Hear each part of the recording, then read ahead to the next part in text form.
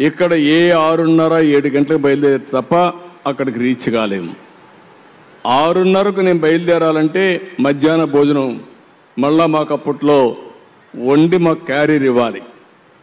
అంటే అప్పుడు పొట్లాలు కూడా కట్టేవాళ్ళం. క్యారీర్ తీసుకుపోవాలని మళ్ళీ తీసుకురావాలి కాబట్టి ఈ మరిగా పొట్లాలు ఇప్పుడు చేస్తున్నారు, ప్యాకెట్ చేసి ఇచ్చేసేవాళ్ళు. దాన్ని పుస్తకాలతో పెట్టుకొని బ్యాగ్లో పెట్టుకొని వెళ్ళేవాళ్ళం. అంటే 5 గంటలకు నిద్రలేసి 4 గంటలకు నిద్రలేసి వంట చేసి మాకు స్నానాలు చేపించి స్కూలుకి పంపించేది. అక్కడి నుంచి ఓసారి ఆలోచించేవాడిని, ఎవరన్నా గెస్ట్ వచ్చినా బంధువులు వచ్చినా, నేను రాజకీయాల్లో గెస్టులు వచ్చినా వంట చేసేవాళ్ళు. ఆ వంట చేసినప్పుడు ఆ వంట గదికి పోయొచ్చి వస్తే బయట వస్తే కళ్ళంతా నీళ్లు కనపడేటివి. అంటే ఆ పొగంతా వచ్చేది, కడుపులోకి పొగబోయేది, కళ్ళ నీళ్లు వచ్చేటివి.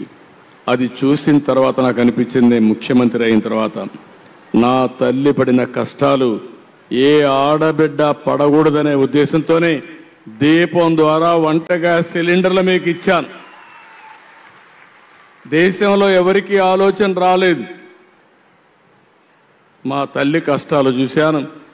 అందుకే నా ఆడబిడ్డలు అవస్థ పడకూడదనే ఉద్దేశంతో 95, 97లోనే ఆడబిడ్డలందరికీ గ్యాస్ సిలిండర్లు ఇచ్చాను.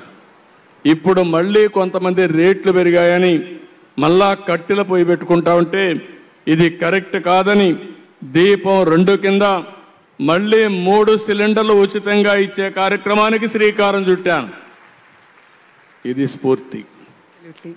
సార్, మరి కొంతమంది మహిళలు కూడా ఇక్కడ మిమ్మల్ని కొన్ని క్వశ్చన్స్ అడగడానికి రిక్వెస్ట్ చేస్తున్నారు.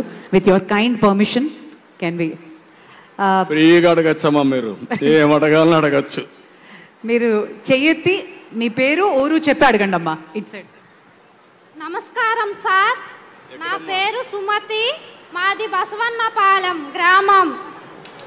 ఎక్కడున్నావమ్మా నువ్వు? కనపడలా. ఇక్కడున్నా సార్. మీరెట్రా సెక్యూరిటీ ఎట్రా, నువ్వు రావా? సెక్యూరిటీ ఈ పక్క నువ్వు ఇట్రా.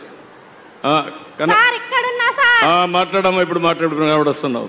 మా సెక్యూరిటీ అడ్డం పడ్డారు నీకు. సార్ నమస్కారం సార్. చెప్పమ్మా.